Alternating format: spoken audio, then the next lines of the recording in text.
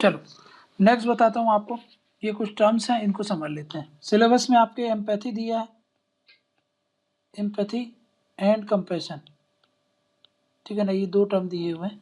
लेकिन अभी हम क्या पढ़ेंगे, सब चीजें पढ़ेंगे। एक देखेंगे एपैथी क्या है, पीटी क्या होता है, सिंपैथी क्या होता है, सिंपैथी के बाद एम्पैथी क्या होता है, और उसके बाद कंपैशन क्या होता है। इन सब चीज़ों को अच्छे से समझो ताकि एकदम कंफ्यूजन ही ना रहे। समझ में आ रहा है? इन चीज़ों को समझते हैं अच्छे से। देखो अपैथी मतलब होता है कि भाई कुछ भी ना पता होना चाहिए, कुछ भी फर्क ना पड़ना। समझ में आ गया? एकदम टोटल नेग्लिजेंस। तो यहाँ पे नेग्लिजेंस आ गया, है ना। जैसे कि मान लो सामने वाला पेन में है, बट आपको फर्क नहीं पड़ता उससे कि सामने वाला पेन में है या नहीं, आपने उसको इग्नोर कर दिया, ठीक है। आपको उससे फर्क नहीं पड़ता कि सामने वाला कैसा हो, ठीक है। नेक्स्ट क्या होता है, मान लो आप बैठे हो, है ना, आप बैठे हो लाइब्रेरी में, एक व्यक्ति रो रहा है, एक व्यक्ति रो रहा है, आप बोले कि घंटा मेरे को क्या करना है, मैं तो अपना पढ़ रहा हूँ। दूसरा वहीं पे आपने उसको देखा हुआ रोते हुए, तो आपको पता है कि यार इसके साथ कुछ हुआ है इसलिए ये रो रहा है। तो पिटी में क्या होता है, आप एक्नॉलेज करते हो अदर सफरिंग्स, है ना, एक्नॉलेज, एक्नॉलेज अदर्स सफरिंग, है ना। हम इसमें क्या करते हैं, एक्नॉलेज कर लेते हैं। अब सिंपैथी में क्या होता है, आप क्या करते हो, इसमें सिर्फ एक्नॉलेज कर रहे हो, मतलब आपको लगा कि हाँ भाई उसके साथ कुछ गलत हुआ। सिंपैथी में क्या होगा, आपको उसके लिए क्या हो रहा, बुरा लगने लगता है ना, मतलब आप केयर करते हो, care about other suffering,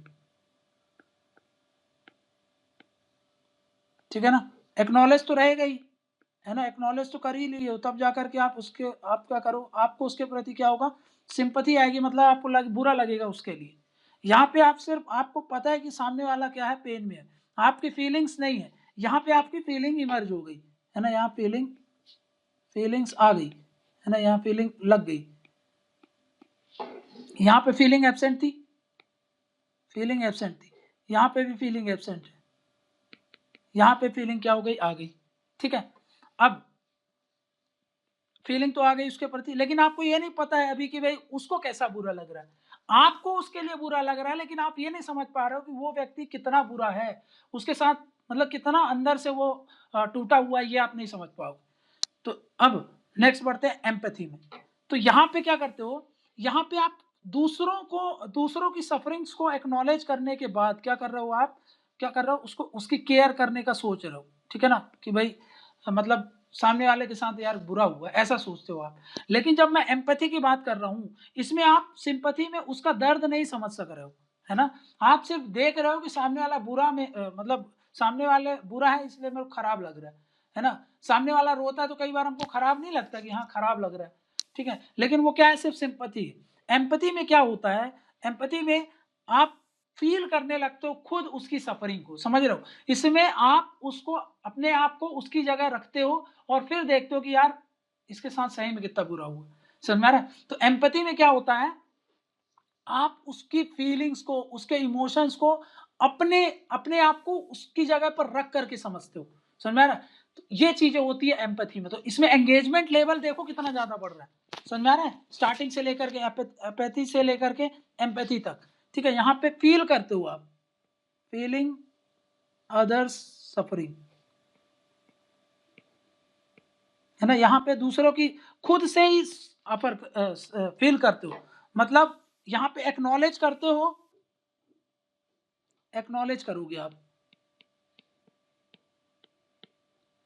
others feeling by putting himself on his place, his या फिर her place, ठीक है ना, उसकी जगह पर अपने आप को रख करके आप क्या चीज देखते हो कि भाई उसको, मतलब मैं होता उसकी जगह तो क्या होता, है ना। तो ये सब चीजें एम्पैथी होती है, अपने आप को उसकी जगह रख करके उसके दर्द को समझते हो, मतलब इसको बोलते हैं पुटिंग इनटू अदर शूज, मतलब आप अपने पुट इनटू अदर शूज, समझ में आ रहा है, मतलब आप अपने पैर को दूसरे के जूते में रख करके देखते हो कि भाई हाँ कितना कंफर्ट है, कितना डिस्कम्फर्ट है, ये सब चीज समझ में आ गया।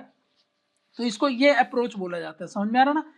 मतलब इसमें क्या करते हैं आप कि मतलब हम सोचते हैं कि दूसरा सामने वाला व्यक्ति क्या सोच रहा है, उसको सोचने के लिए हम अपने आप को उसकी जगह पर रखते हैं।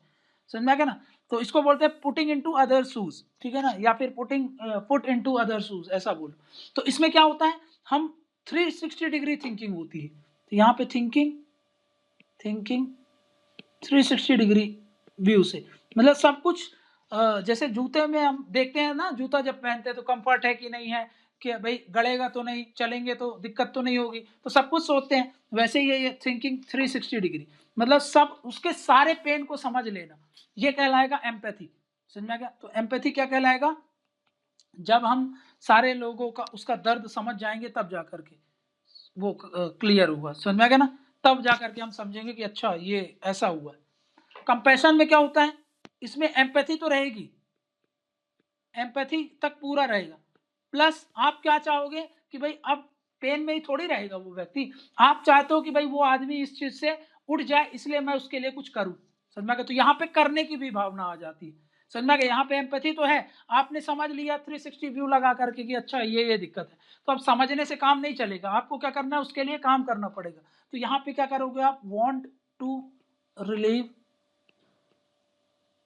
अदर्स सफरिंग, जैसे भगवान बुद्ध, समझ में आ गया, दूसरों को दुख को समझते थे प्लस उसका निवारण भी करने का सुझाव देते थे। समझ में आ गया? तो ये होगा आपका कंपैशन। समझ में आ गया? क्लियर है? एपैथी, पिटी, सिंपैथी, एम्पैथी और कंपैशन, इन सब में सबसे बड़ा कौन सा है, कंपैशन होता है। समझ में आ गया? मतलब यहाँ पे समझो क्या बोलूं मैं, यहाँ नेक्स्ट डायग्राम देखो, यहाँ पे क्या लिखा मैंने, यहाँ पे पिटी लिखा, यहाँ पे सिंपैथी लिखा, यहाँ पे एम्पैथी लिखा, यहाँ पे कंपैशन लिखा। यहाँ से यहाँ आप बढ़ते हो, यहाँ से यहाँ, तो आपको नहीं लग रहा यहाँ पे आपका एंगेजमेंट बढ़ता जाता है, एंगेजमेंट लेवल जो होता है वो बढ़ता है। समझ में आ रहा है? एंगेजमेंट लेवल बढ़ता जाता है। तो मैं एक चीज ये बोल सकता हूँ, एम्पैथी में और सिंपैथी में एक सिंपल सा डिफरेंस ये होता है, बहुत छोटा सा एग्जांपल लेके बताऊंगा। अगर मैं बोल रहा हूँ I am sorry that you are in pain, इसको मैं एक लिख रहा हूं मैं, I am sorry that you are in pain, और दूसरा होता है I can feel your pain. तो इसमें बताओ, इसमें सिंपैथी कौन सा है, एम्पैथी कौन सा है? जाहिर सी बात है, जब मैं बोल रहा हूँ फील, कि भाई मैं फील कर सकता हूं तुम्हारे दर्द को, तो ये क्या हो जाएगा, एम्पैथी हो जाएगा, है ना। और I am sorry that you are in pain, तो उसमें क्या हो जाएगा, ये हो जाएगा आपका सिंपैथी हो जाएगा। ठीक है ना? मतलब एम्पैथी में क्या होता है, ability to understand and share the feeling of others, emotion level बहुत हाई होते हैं एम्पैथी में। समझ में आ रहा है? Ability to understand and share the feeling of others, ये होता है एम्पैथी। वहीं पर feeling of pity and sorry for someone else misfortunate, मतलब दूसरों के जीवन में गलत हो गया उसलिए आपको बुरा लग रहा है, ये सिर्फ क्या है, सिंपैथी है ना। Just giving just feeling and support, यहाँ पर क्या होता है, giving just feeling and support है, बट यहाँ पर ability to understand and share the feeling of others होता है एम्पैथी में। वहीं पर इसमें क्या बताया, फीलिंग ऑफ मतलब एक जस्ट फीलिंग होगा, ठीक है ना, कि बस आप बुरे में हो इसलिए मेरे को बुरा लग रहा है आपके लिए। ठीक है, तो ये होता है इनमें फर्क। क्लियर है? तो यहाँ पे समझो, इन सब में एक बार फटाक से समझ लेते हैं। एपैथी सबसे पहले ignorance, total ignorance, total ignorance के बाद क्या, पिटी मतलब एक्नॉलेजमेंट, यहाँ पे एक्नॉलेजमेंट के साथ साथ केयरिंग, देखो लिख दे रहा हूँ, वर्ड याद रख लेना, ठीक है ना। यहाँ पे क्या है, इग्नोरेंस, यहाँ पे क्या है, एक्नॉलेज, यहाँ पे क्या है, केयर, यहाँ पर क्या है, फील, यहाँ पे क्या है, एक्शन। ठीक है ना, आप उनके लिए कुछ करना भी चाहते हो, तो इसको क्या बोलेंगे हम, ये पूरा आपका एक यहां से लेकर के यहां तक का जो भी टर्म है, जितने भी टर्म है वो हमने समझ लिए। ठीक है, ठीक है, डिफरेंस क्लियर हो गया? ठीक है ना, डिफरेंस अपन को समझ में आ गया। सबसे बड़ा डायग्राम क्या है आपका, कंपैशन है। अब दोनों टर्म आपके में दिए हुए हैं, इसलिए 1 by 1 करके हमको समझेंगे, ठीक है। सबसे पहले उठाते हैं एम्पैथी। मीनिंग आपको समझ में आ गया है। ये क्या है, एक तरीके का टेलियोलॉजिकल कंसेप्ट है। इसमें क्या होता है, इस टेलियोलॉजिकल कंसेप्ट में भी हम अदर दूसरों के पर्सपेक्टिव से देखते हैं। अभी मैंने आपको बताया ना, फील करते हैं हम, तो यहाँ पे क्या होता है, लुकिंग फ्रॉम अदर्स पर्सपेक्टिव। और एक टेलियोलॉजिकल का अलग भी मतलब होता है। टेलियोलॉजी वगैरह में अपन जब वो करेंगे ना, जब वेस्टर्न थिंकर्स करेंगे थिंकर्स, तो उसमें ये सब चीजें आपको बताऊंगा, डियोनटोलॉजी, टेलियोलॉजी, ये सब चीजें क्या है, ठीक है ना। ठीक है, तो अभी यूटिलिटेरियनिज्म अभी सब कुछ पढ़ना है अपन को, ठीक है, तो अभी उस पर ध्यान मत दो, ठीक है। नेक्स्ट क्या बोलता हूँ, यहाँ पे क्या होता है, लुकिंग फ्रॉम अदर्स पर्सपेक्टिव। और ये कैसे देखते हैं, ये देखते हैं putting in others shoes. Own foot लिख लो, फुट लिख लो, फीट लिख लो, इन अदर शूज। उसमें जाकर के जब दूसरों के जूते में पैर रखते हैं, तब हम क्या करते हैं, थिंकिंग फ्रॉम 360 डिग्री, ठीक है ना। 360 डिग्री का मतलब क्या होता है कि आपका वाइड पर्सपेक्टिव है ना, ये याद रखना एम्पैथी में, ठीक है। एम्पैथी में ये चीजें होती है, ठीक। नेक्स्ट क्या बोल रहा हूं मैं, अगर आपके अंदर एम्पैथी है तो आपके अंदर क्या कुछ कैरेक्टरिस्टिक देखने को मिलेगी, है ना, कैरेक्टराइज्ड बाय, ये चीजें आपको देखने को मिलेगी। आपके अंदर अगर एम्पैथी है तो आप सेल्फ इंसाइट होगे, है ना, सेल्फ इंसाइट होगे, सेल्फ इंसाइट होगी, मतलब खुद के बारे में आपको पूरा अपने पॉजिटिव सेल्फ अवेयरनेस होगा, अपने बारे में पूरी जानकारी होगी। फोरसाइट होगा, फोरसाइट मतलब अपने अलावा बाकी चीजों का भी आपको पूरी तरीके से ज्ञात होगा, मतलब परसीविंग दी थिंग्स, ठीक है ना। नेक्स्ट होता है hind site. Hind site perceive के साथ साथ आप बैकवर्ड मैपिंग भी कर सकते हो, मतलब थिंकिंग कर सकते हो, है ना, अपना दिमाग लगा करके बहुत सी चीजों का विचार कर सकते हो, मतलब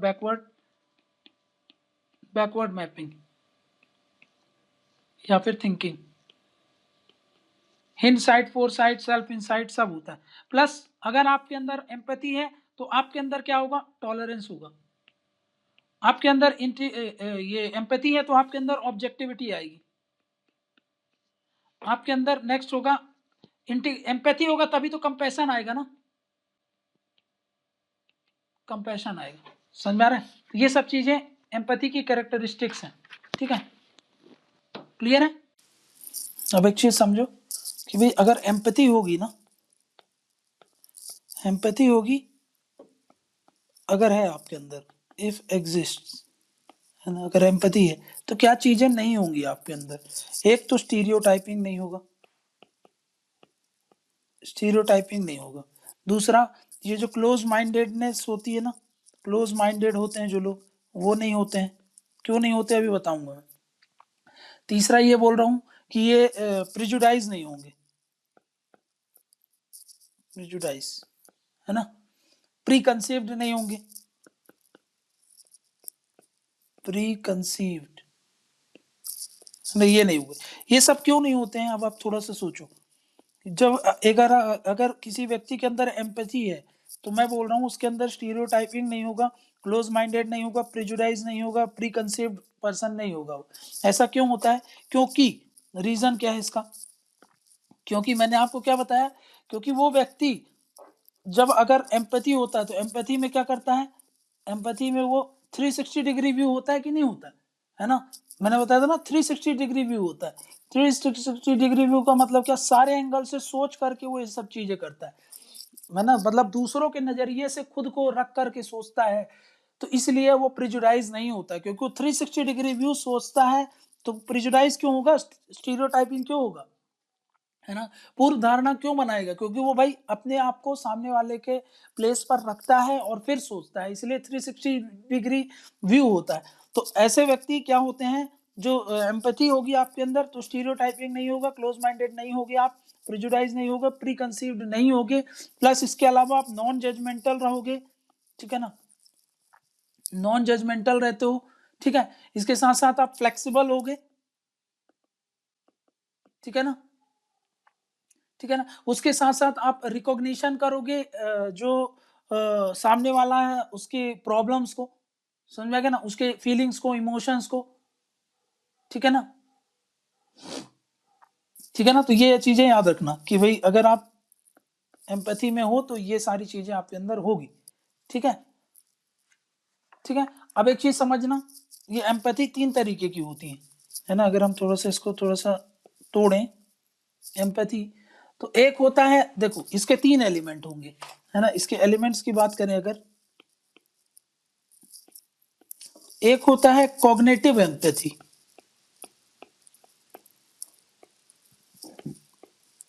जैसे एटीट्यूड में अपन ने देखा था ना कि 3 तरीके से अपन पढ़ते हैं, वैसे इसमें 3 एलिमेंट होते हैं। दूसरा होता है इमोटिव, इमोटिव एम्पैथी। तीसरा होता है आपका कंपैशनेट एम्पैथी।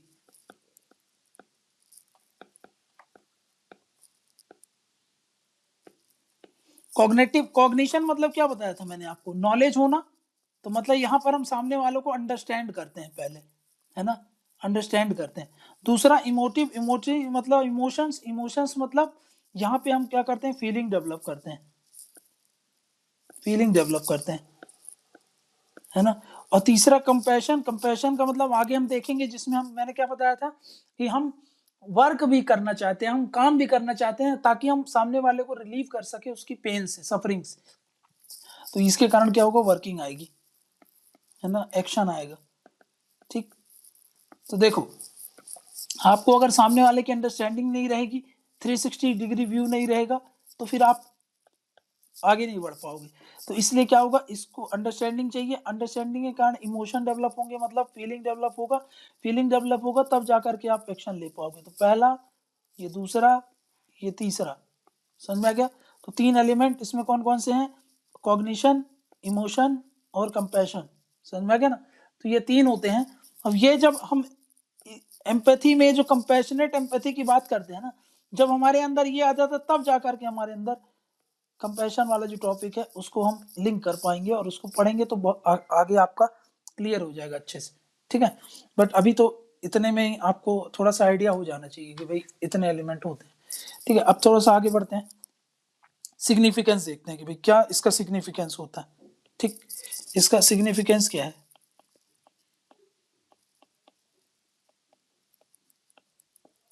तो सबसे पहला इंडिविजुअल के लिए, इंडिविजुअल के लिए, इंडिविजुअल के लिए क्या सिग्निफिकेंस है, देखो आपको एक चीज बता दूं, जब भी आप इसमें पढ़ना ना, तो मैंने आपको पहले ही बताया है, एक तो इंडिविजुअल लेवल पे देख लेना, सोसाइटी के लिए क्या जरूरत होती है, गवर्नेंस में क्या रोल होता है, ये सब चीजें आपको करना ही पड़ेगा। तो इंडिविजुअल के लिए क्या होता है, देखो अगर आपके अंदर कंपैशन है, एम्पैथी है, एम्पैथी है, तो पहली बात देखो, एम्पैथी के कारण मैंने आपको क्या बताया ना, आपके अंदर ये चीजें नहीं होंगी, क्या क्या चीजें नहीं होंगी, आप प्रिजुडाइज नहीं होगे, है ना, आप स्टीरियोटाइप नहीं होगे, ठीक है ना, स्टीरियोटाइप नहीं हो रहे हो, प्रेजुडाइज नहीं होते हो, क्लोज माइंडेड नहीं है, मतलब आप क्या बोलते हैं उसको, पैरोकियल नहीं हो, ठीक है ना, पैरोकियल नहीं हो, है ना, ये सब चीजें नहीं हो, क्यों, क्योंकि आप 360 डिग्री व्यू करते हो, इसलिए आपके अंदर ये सारी चीजें नहीं होंगी। तो आपके अंदर क्या होगी फिर, आपके अंदर एम्पैथी लीड्स टू, ये चीजें होंगी आपके अंदर, लीड्स टू, पहला ऑब्जेक्टिविटी आएगी आपके अंदर, अगर एम्पैथी होगा तभी आपके अंदर टॉलरेंस होगा, और एम्पैथी होगा तभी जाकर के, बिना एम्पैथी के कंपैशन नहीं हो सकता ना। कंपैशन आने से आप क्या करते हो, सामने वाले के लिए काम करने के लिए उत्सुक होते हो, जब यही नहीं होगा तो कंपैशन नहीं आएगा, है ना। तो कंपैशन के लिए बहुत जरूरी हो जाता है एम्पैथी का होना, ठीक है, ठीक है ना। और एक चीज सबसे इंपॉर्टेंट जो आप एथिक्स में पढ़ते हो कि भाई एम्पैथी होगा तब जाकर के कंपैशन होगा, और एम्पैथी और कंपैशन ये नहीं होंगे तो आपके अंदर इमोशनल इंटेलिजेंस नहीं आएगा, है ना। इमोशनल इंटेलिजेंस जो आपका नेक्स्ट टॉपिक, ठीक है ना, तो ये होता है, ठीक है ना, कि भाई इमोशनल इंटेलिजेंस के लिए ये वो चीज होनी जरूरी, ठीक है ना। तो मतलब अगर आपके अंदर एम्पैथी नहीं है तो आपके अंदर एक good quality of emotional intelligence भी नहीं होगा, है ना, ठीक है ना। तो आपके अंदर इमोशनल इंटेलिजेंस शो करने के लिए आपके अंदर ये चीजें होनी चाहिए, कंपैशन शो करने के लिए एम्पैथी होनी चाहिए, टॉलरेंस के लिए एम्पैथी, ऑब्जेक्टिविटी की एम्पैथी, प्रेजुडाइज नहीं हो, स्टीरियोटाइप नहीं हो, पैरोकियल ना हो, तो भी एम्पैथी का रोल हो जाता है, ठीक है, ठीक है ना। प्लस एम्पैथी आपको सेंसिटिविटी और सेंसिबलनेस भी शो करता है ना, इंडिकेट करता है। देखो ये एम्पैथी है, ये एम्पैथी है, ये शो करता है या फिर इंडिकेट करता है ना, आप कितना सेंसिबल हो, सेंसिबलनेस, आप कितने सेंसिटिव हो, सेंसिटिविटी, है ना। अगर आप सेंसिबल नहीं होगे, सेंसिटिविटी नहीं हो, तो एडमिनिस्ट्रेशन में आप उनके लिए उतना परोपकार मतलब अल्ट्रुइज्म वाले काम नहीं कर पाओगे ना, तो इसलिए जरूरी हो जाता है, क्या होता है, ये एम्पैथी, ठीक है ना। प्लस क्या होता है, एम्पैथी के कारण इफेक्टिव बिहेवियर शो करते हो आप, ठीक है ना, ठीक है ना। तो एम्पैथी के कारण क्या होता है, आपका इफेक्टिव एथिकल बिहेवियर शो करते हो आप, समझे, सामने वालों के पेन्स को अच्छी तरीके से समझ सकते हो आप, ठीक। अब एक बात बताओ, एम्पैथी को कैसे बढ़ाया जा सकता है, how this can be encouraged, कैसे बढ़ा सकते हो आप एम्पैथी को, तो भाई वही through the process of socialisation जो हमने पढ़ा है, वैल्यू इनकलकेशन करके, उनके बारे में, उनकी सफरिंग्स के बारे में शुरू से ही बच्चों को बचपन से ही समझाओ, है ना, ताकि उनके अंदर वो एम्पैथी डेवलप हो, ठीक है। तो ये प्रोसेस ऑफ सोशलाइजेशन है, ठीक है ना। जैसे कि सोशलाइजेशन में लेकर के आप कास्टिज्म के बारे में समझाओ उनको, है ना, जेंडर डिस्क्रिमिनेशन के बारे में बताओ उनको, ठीक है ना, जेंडर डिस्क्रिमिनेशन, कास्ट और जो भी सोशल इशूज हैं, सोशल इशूज मतलब जो भी अदर सोशल इशूज आ गए कि भाई एलजीबीटी राइट्स के बारे में उनको बताओ, गरीबों के गरीबों की सफरिंग्स के बारे में उनको बताओ, वुमेन्स की सफरिंग के बारे में बताओ, गर्ल्स की जो ये उनकी दुर्दशा है उनके बारे में उनको बताओ, ठीक। तो ये सब चीज़ों को लेकर के अगर आप बताओगे तो भाई क्या होगा, उसके कारण उनके अंदर क्या होगा, उनके प्रति एम्पैथी डेवलप होगी, ठीक है ना, ठीक है ना। तो ये याद रख लेना, इसलिए एम्पैथी का रोल हो जाता है, ठीक है। अब देखते हैं नेक्स्ट क्या गवर्नेंस में क्या रोल होता है, नेक्स्ट सिग्निफिकेंस ऑन गवर्नेंस। अब देखो,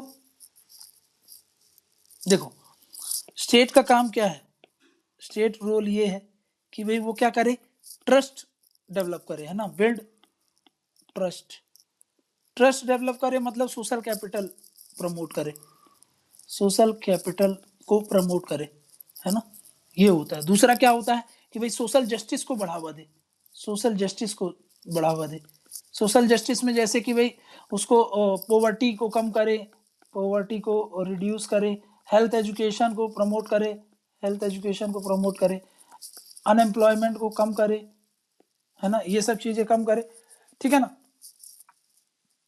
अब देखो, अब ये सब चीजें करने के लिए, ये सब चीजें करने के लिए आपको क्या चाहिए, ब्यूरोक्रेट चाहिए। ये ब्यूरोक्रेटिक्स का क्या होता है, होना चाहिए एम्पैथेटिक बिहेवियर होगा, तब तो जाकर के ये सब चीजें आप करोगे ना, एम्पैथेटिक बिहेवियर चाहिए, रिक्वायर्स, रिक्वायर्स ब्यूरोक्रेटिक की तरफ से एम्पैथेटिक बिहेवियर चाहिए, काहे के लिए, ताकि प्रॉपरली इंप्लीमेंट हो, है ना, प्रॉपर इंप्लीमेंटेशन के लिए, है ना, प्लस प्रॉपर पॉलिसी फॉर्मुलेशन के लिए, प्रॉपर पॉलिसी फॉर्मुलेशन के लिए। इसके साथ साथ पॉलिसी फॉर्मुलेशन अगर ये कर भी देंगे, लेकिन अगर पॉलिटिकल विल नहीं होगी, है ना, पॉलिटिकल विल नहीं होगी, तो क्या ये सब चीजें काम कर पाएगी, नहीं कर पाएगी। तो इसलिए पॉलिटिकल विल भी चाहिए आपको, पॉलिटिकल विल होना मतलब उसमें भी आपको ये जो पॉलिटिकल लीडर्स होते हैं, है ना, पॉलिटिकल लीडर्स, जब तक मिनिस्टर्स नहीं चाहेंगे तो ये सब चीजें होंगी क्या, नहीं होंगी। तो पॉलिटिकल लीडर्स के अंदर भी क्या हो जाएगा, एम्पैथेटिक एटीट्यूड चाहिए उनका, है ना, ताकि वो समझे इनकी फीलिंग्स को और तब जा करके वो उनके प्रति पॉलिसी वगैरह को एनकरेज करें। समझ में गया? तो भाई इसलिए empathetic behaviour, empathetic attitude require हो जाता है, ठीक है ना। एडमिनिस्ट्रेशन को प्लस इसके साथ साथ, ये तो पहला पॉइंट था। दूसरा पॉइंट क्या है, अगर आप चाहते हो कि एडमिनिस्ट्रेशन कैसा हो, सिटीजन फ्रेंडली हो, सिटीजन फ्रेंडली, तो सिटीजन फ्रेंडली कब होगा, जब आप सबकी दिक्कतों को समझोगे, सबकी प्रॉब्लम्स को असेस करोगे और फिर उसके हिसाब से सबकी प्रॉब्लम को सॉल्व करने के लिए काम करोगे, तब जाकर के सिटीजन फ्रेंडली एडमिनिस्ट्रेशन होगा। वो कब आएगा, जब आप सामने वालों को समझोगे, और समझने के लिए आपको क्या चाहिए, एम्पैथेटिक बिहेवियर चाहिए, ठीक है ना। तो ये चीजें आपको चाहिए, समझ में गया ना। तो ये चीजें इसलिए एसेंशियल हो जाती हैं, समझ में गया। यहाँ से हम देख लिए कि क्या सिग्निफिकेंस हो जाता है एम्पैथी का, समझ में गया। तो ये हो गया हमारा एम्पैथी। नेक्स्ट अब जो टॉपिक है आपका वो है कंपैशन, ठीक है ना। तो एम्पैथी के कारण क्या होता है, मैंने आपको बता दिया, एम्पैथी ये होता है और इसके कारण ये चीजें आती है, ठीक है ना। नेक्स्ट देखते हैं क्या है कंपैशन।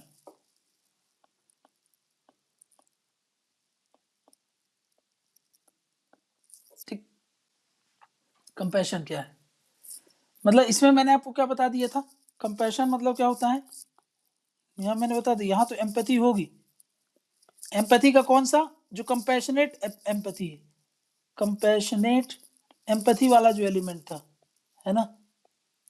मतलब हम बोल सकते हैं एक तरीके से कंपैशनेट एम्पैथी को हम क्या बोल देते हैं, कंपैशन बोल देते हैं। इसमें थोड़ा सा एक्शन ओरिएंटेड होता है, प्लस एक्शन, है ना, वर्क करते हैं हम उनके लिए। तो यहाँ पर ये एक्स्ट्रा हो जाता है इसमें, ठीक है। वहां पे हम समझते ही नहीं है, बस क्या करते हैं, करते भी हैं, ठीक है ना। तो ये चीज थोड़ा सा याद रख लेना कि भाई यहाँ पे क्या होता है, इमोशंस, सिंपैथी, सब कुछ होगा आपके अंदर, ठीक है ना। ठीक, अब ये कंपैशन काहे के प्रति होना चाहिए, ये होना चाहिए टुवर्ड्स, क्या रिक्वायरमेंट हो जाती है कि भाई ये कंपैशन आप होनी चाहिए जो डाउन ट्रोडन सेक्शन है ना, ये जो डाउन ट्रोडन सेक्शन है उनके प्रति तो होना ही चाहिए, ठीक है ना, जो वल्नरेबल सेक्शन है,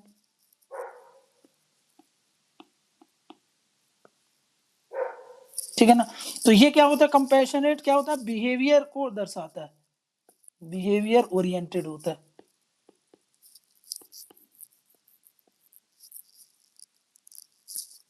ठीक है ना। तो ये चीज याद रख लेना, ये एक्शन ओरिएंटेड होता है, इसमें हम काम करने के लिए फोकस करते हैं कि भाई ये नहीं कि बस सामने वाला सफरिंग में है तो इतना ही देखें, हम उसके लिए क्या करते हैं, अगर आप सिविल सर्वेंट हो तो आप उनके लिए करोगे कि भाई वो बीमार है तो मैं उसके लिए कुछ मेडिकल फैसिलिटीज का अरेंजमेंट कर दूं, समझ में क्या, वो बुजुर्ग हैं वो कुछ कर नहीं सकते तो मैं उनके लिए कुछ अल्टरनेट लाइवलीहुड का इंतजाम कर दूं, है ना। तो ये सब चीजें कब आएगी, जब तक आप कंपैशनेट नहीं रहोगे तब तक नहीं आएगी, समझ में आ गया। तो कंपैशन इसलिए एसेंशियल हो जाता है, बिहेवियर ओरिएंटेड होता है।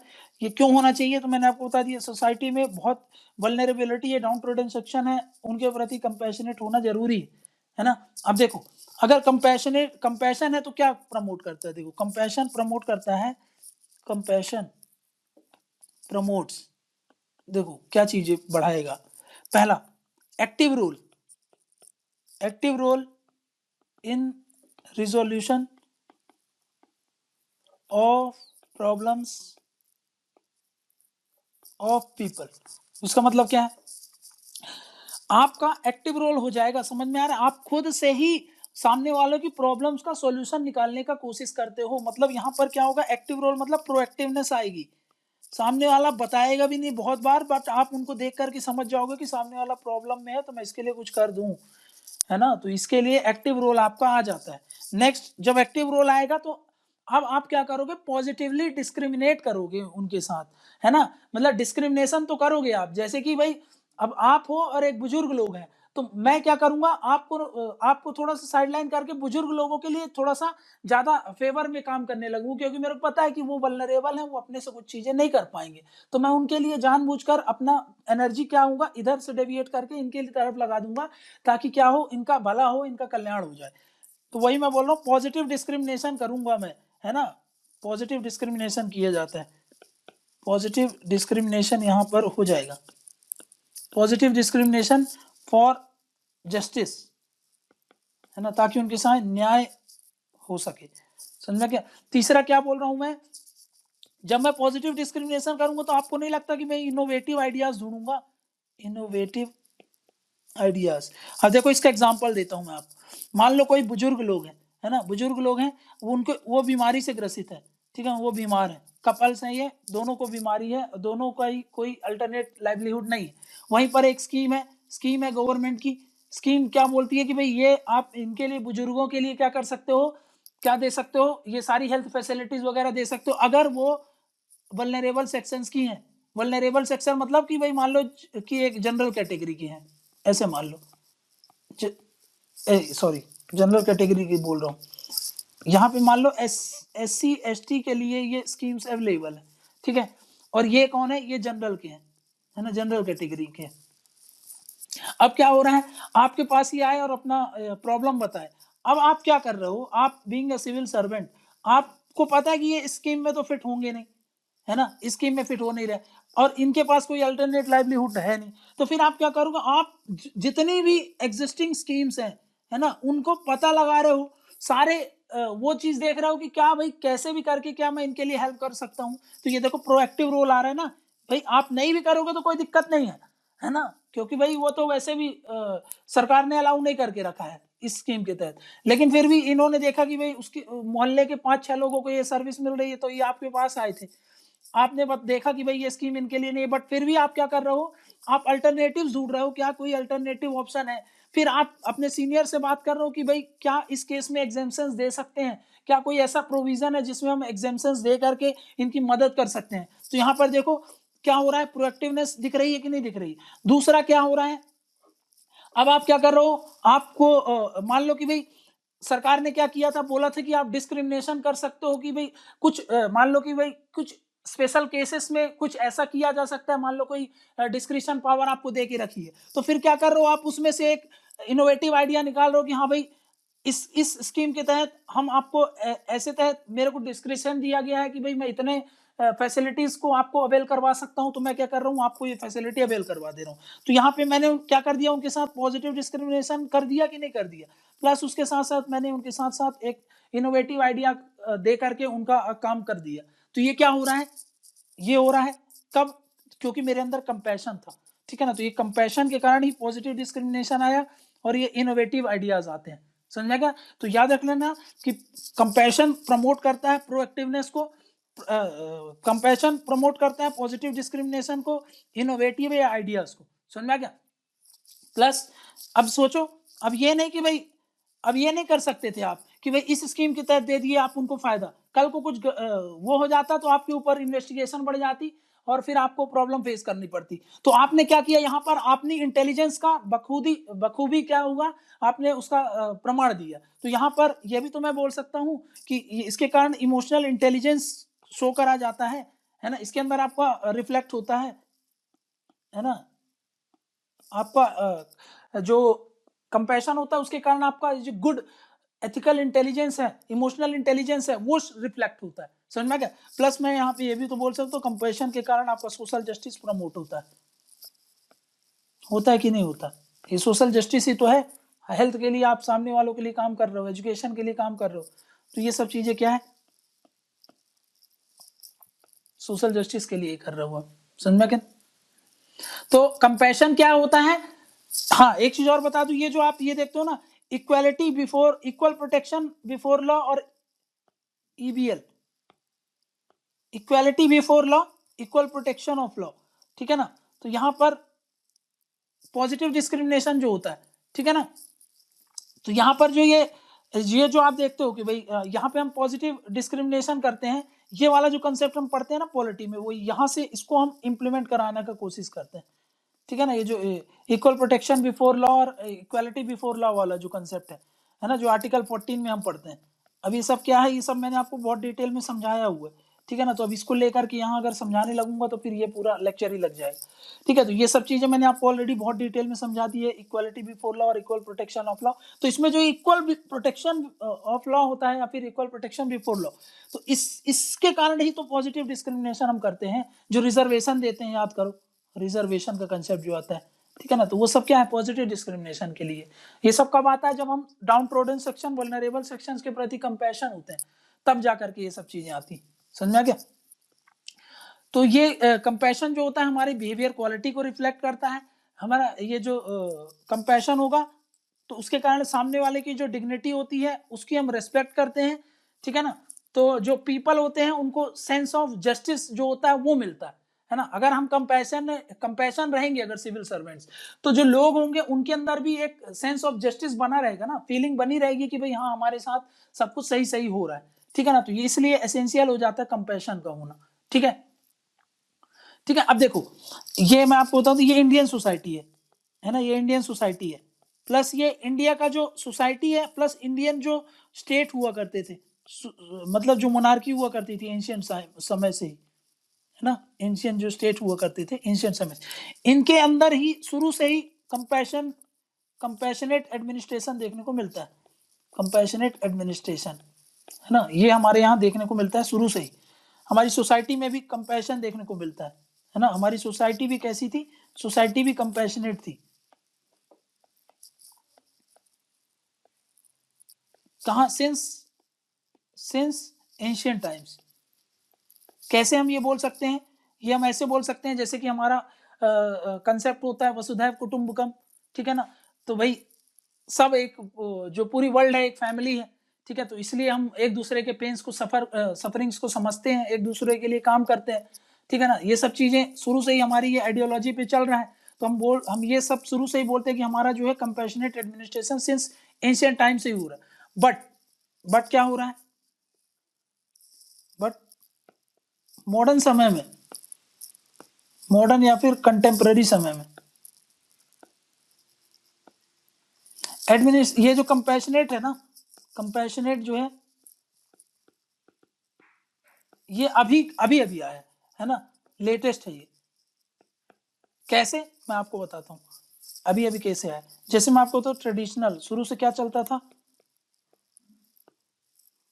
एम्पैथी हुआ करती थी, है ना। बट मॉडर्न समय में क्या हो गया, मॉडर्न समय में ये हो गया कि मैक्स वेबर के अनुसार एडमिनिस्ट्रेशन चलता था, मैक्स वेबर के अनुसार, है ना। अब इसमें क्या हो गया, इन्होंने क्या बोला, डी एम्पैथी करो, डी एम्पैथी। मतलब मैंने क्या बताया था, मैक्स वेबर के अनुसार एडमिनिस्ट्रेशन में जब आप कोई डिसीजन लेते हो तो आप काहे के आधार पर लोगे, ऑब्जेक्टिविटी के आधार पर। ऑब्जेक्टिविटी में जब आप डिसीजन लेते हो तो क्या होता है, मैंने क्या बताया, इमोशंस का कोई रोल नहीं होना चाहिए, ऐसा मैक्स वेबर बोलते हैं। क्योंकि इमोशंस का आप जब इमोशंस में जब आप पड़ जाते हो तो आप क्या होते हैं, आपके डिसीजन क्या होते हैं, इन्फ्लुएंस होने लगते हैं, आप ऑब्जेक्टिव के आधार पर डिसीजन नहीं ले पाते। तो इन्होंने डी एम्पैथाइज किया, बोला कि भाई ये बात कर रहे हैं हम 18th और 19th सेंचुरी की बात कर रहे हैं, है ना। यहां पर ऐसा हुआ, तो यहां पर क्या हुआ, इन्होंने डी एम्पैथाइज किया और इन्होंने डी कंपैशनेट की बात किया। इन्होंने काहे पर फोकस किया, इन्होंने फोकस किया काहे पर, ऑब्जेक्टिविटी पर, इन्होंने फोकस किया इम्पार्शियलिटी पर, न्यूट्रलिटी पर, इन चीजों पर ज्यादा बल दिया।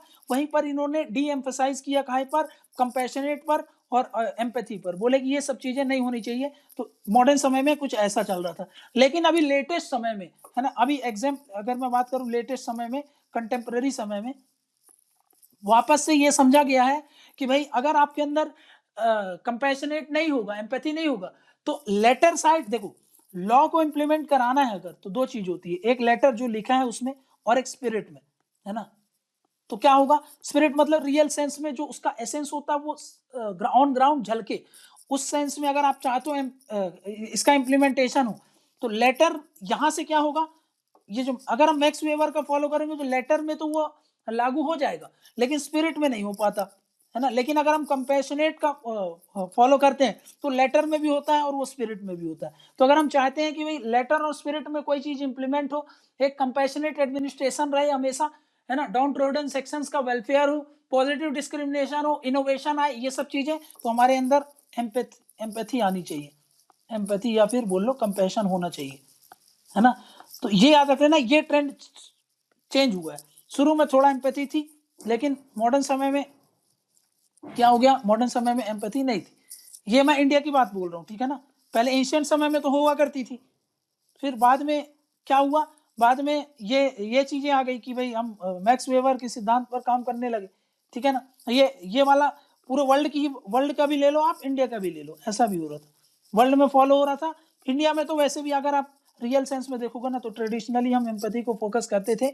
मॉडर्न समय में जब मैक्स वेबर आया, तो हमने मैक्स वेबर की चीज़ें तो ज़रूर ली है, बट फिर भी थोड़ा बहुत ये एम्पैथी वाला जो था, वो हमने रखा था। और उसके बाद में कंटेम्प्रेरी समय पूरे वर्ल्ड भी एक्सेप्ट करने लगी कि हाँ भाई, कंपैशन होना ज़रूरी है। उन्होंने भी इनको अपने एडमिनिस्ट्रेशन में रखना चालू किया, तो उसका फिर इंडिया पे भी बहुत ज़्यादा फ़र्क पड़ा, और इंडिया ने भी इसको ज़ोरों-शोरों से, शुरू से ही इंडिया का तो ये, इंडिया ने ही इनफैक्ट आप बोल सकते हो वेस्टर्न को ये सिखाया था कि भाई कंपैशन एडमिनिस्ट्रेशन होना चाहिए, है ना। हमारे एंशिएंट जो एडमिनिस्ट्रेशन चलते थे, उनमें आप इनका एविडेंस देख सकते हो, ठीक है ना। तो बाद में फिर एट प्रेजेंट क्या हो गया कि एम्पैथी कंपैशन को इसमें इंपॉर्टेंस दिया जाता है, ठीक है ना।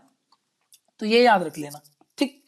नेक्स्ट क्या बोल रहा हूँ कि भाई अभी क्या बोला मैंने कि जो मैक्स वेबर थे, तो वो काहे पर क्या बोलते थे कि अगर कंपैशंस और इमोशंस और फीलिंग्स को डिसीजन मेकिंग में लाया गया, तो क्या होगा, सिविल सर्वेंट क्या एक रैशनल डिसीजन नहीं ले सकते, एक ऑब्जेक्टिव के आधार पर डिसीजन नहीं ले सकते, है ना। तो उस समय क्या हो रहा था, एरा ऑफ रैशनैलिटी, है ना, वो ज्यादा इंपॉर्टेंट हो गई थी देन कंपैशन और एम्पैथी से, समझा ना। तो मतलब क्लियर है ना कि उस समय जो मैक्स वेबर का जब 18th और 19th सेंचुरी की बात कर रहे हैं, वो जो एरा था काहे का था, वो रैशनैलिटी को ज्यादा इंपॉर्टेंट देता था एज कंपेयर टू कंपैशन। तो क्या हम ये बोल सकते हैं क्या ऑब्जेक्टिविटी और कंपैशन क्या हैंड इन हैंड नहीं चल सकते क्या, है ना। तो इसका मतलब ये है ना कि मैक्स वेबर तो बोल रहे हैं कि भाई अगर आप कंपैशन और एम्पैथी को डिसीजन मेकिंग में लोगे, तो आप एक रैशनल डिसीजन नहीं ले पाओगे, एक ऑब्जेक्टिव डिसीजन नहीं ले पाओगे। बट इसका मतलब ये है क्या कि हम जो एक ऑब्जेक्टिव डिसीजन ले ही नहीं पाएंगे बिना कंपैशन और इसके, ठीक है ना। मतलब अगर हम कंपैशन और इसको यूज कर लिए एम्पैथी को, तो हम एक ऑब्जेक्टिव डिसीजन नहीं ले पाएंगे। इसका मतलब ये है क्या, कंपैशन, एम्पैथी, ऑब्जेक्टिविटी, ये सब एक साथ नहीं चल सकते क्या। तो इसको देखते हैं, ठीक है ना। तो यहां पर can objectivity, compassion can not go hand in hand, क्या ऐसा है। तो वही मैंने आपको बोला, ट्रेडिशनली मैंने क्या बताया था, जब मैक्स वेबर का टाइम हुआ करता था, तो ह्यूमन को वो क्या बोलते थे कि human could not be objective and compassionate at the same time. किसका मानना था, ये मैक्स वेबर का मानना था, ठीक है ना। क्योंकि कंपैशनेट अगर आप हो गए, आपके आपके अंदर अगर कंपैशन हो गया, तो आप एक क्या हो गए, आपकी जो ऑब्जेक्टिविटी है उसको वो अफेक्ट कर देगी, ठीक है ना। और सिंस जो रोल ऑफ एडमिनिस्ट्रेशन होता है, वो क्या होता है, एक एडमिनिस्ट्रेटर का रोल क्या होता है, टू मेंटेन स्टेबिलिटी, है ना। आप स्टेबिलिटी मेंटेन करो, आप ऑब्जेक्टिविटी मेंटेन करो, है ना। तो इसलिए क्या हो गया कि भाई मैक्स वेबर का ये मानना था कि हम किसको प्रेफरेंस दें, हम प्रेफरेंस देंगे ऑब्जेक्टिविटी को। क्योंकि भाई ऑब्जेक्टिविटी के कारण, मैंने आपको बताया था ना कि वो ऑब्जेक्टिविटी के कारण भाई आप कभी भी पार्शियलिटी नहीं करते हो, आप सारी चीजें आपको बाद में कोई क्वेश्चन नहीं करता, आप larger section of the society के द्वारा एक्सेप्टेबल होते हो। तो उन चीजों का बेस बनाया उन्होंने और बोला कि ऑब्जेक्टिविटी को प्रेफरेंस देना चाहिए कंपैशन के ऊपर। तो इसलिए क्या हो रहा था उस एरा में, इसको साइडलाइन कर दिया गया था, है ना। बट उसके अलावा मैंने क्या बताया आपको, फिर धीरे धीरे जब समय बदला तो सोसाइटी एडवांस हो गई, है ना। उसके साथ साथ लोगों ने अपना बिहेवियरल कंपेटेंस शो करना चालू किया, है ना। उसके साथ साथ उन्होंने मल्टीपल बिहेवियर शो करना चालू कर दिया एट द सेम टाइम, क्योंकि सोसाइटी प्रोग्रेसिव हो रही है, सोसाइटी एडवांस हो रही है। उसके साथ साथ कंपैशन जो है इंपॉर्टेंट हो गया, क्योंकि भाई सोसाइटी में जो जिस तरीके की इनइक्वालिटी बढ़ रही थी, जिस तरीके की प्रॉब्लम्स बढ़ रही थी, तो उसके कारण कंपैशन बहुत इंपॉर्टेंट हो गया। बिना कंपैशन के अब हम सोशल जस्टिस को इंश्योर नहीं कर सकते थे, क्योंकि पॉवर्टी, अनएम्प्लॉयमेंट, है ना, ये जो डाउन ट्रोडन सेक्शन है उनकी पॉपुलेशन, ठीक है, इनकी जो दुर्दशा है बहुत ज्यादा बढ़ गई। और अगर हम ये सब चीजों पर ध्यान नहीं देंगे, तो फिर हम एक सोशल जस्टिस को इंश्योर नहीं कर पाएंगे।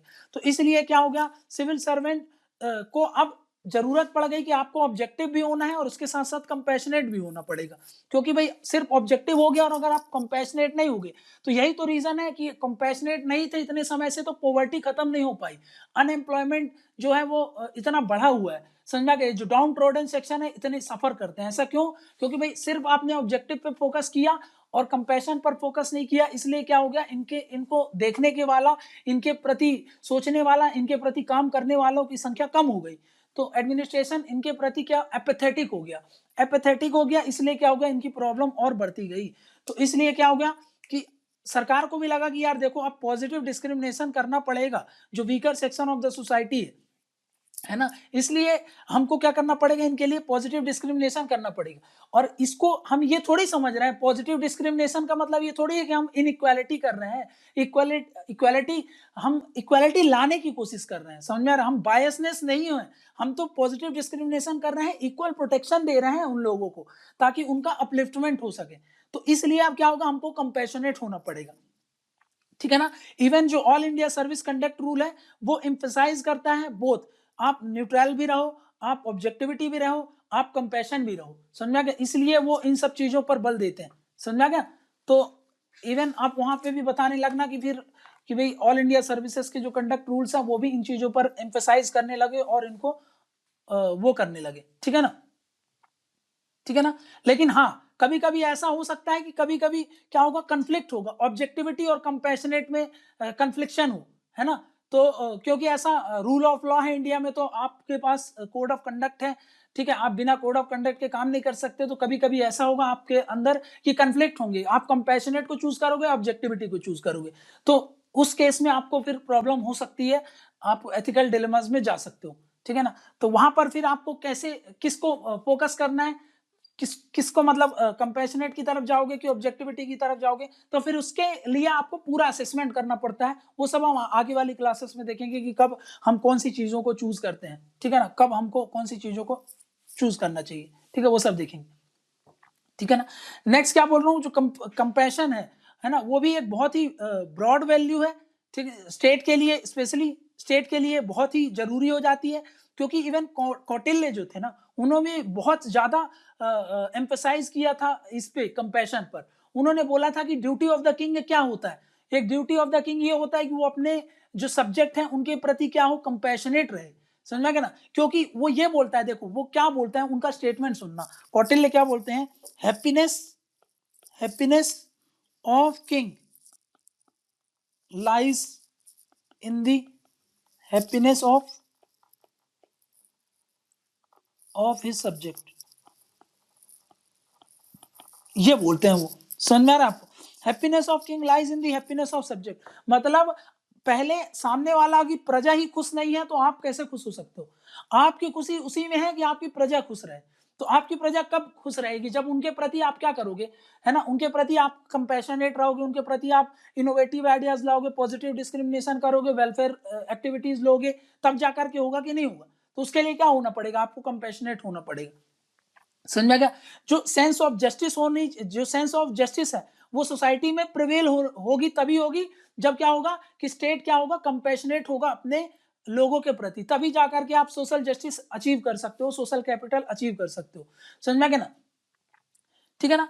इसके साथ साथ अगर आप देखो एक चीज और बताऊं, अगर आप लीडरशिप चाहते हो, है ना, लीडरशिप कब होती है, लीडर्स कौन होते हैं, वही होते हैं लीडर जिनके अंदर कंपैशन होता है ना। तो ये बहुत ही इंपॉर्टेंट एस्पेक्ट हो जाता है फॉर लीडरशिप, समझा गया। तो लीडरशिप के लिए बहुत ही एसेंशियल रिक्वायरमेंट होती है, ये क्लियर है ना। तो लीडरशिप के लिए भी बहुत ज्यादा एसेंशियल रिक्वायरमेंट होती है, समझ में गया ना।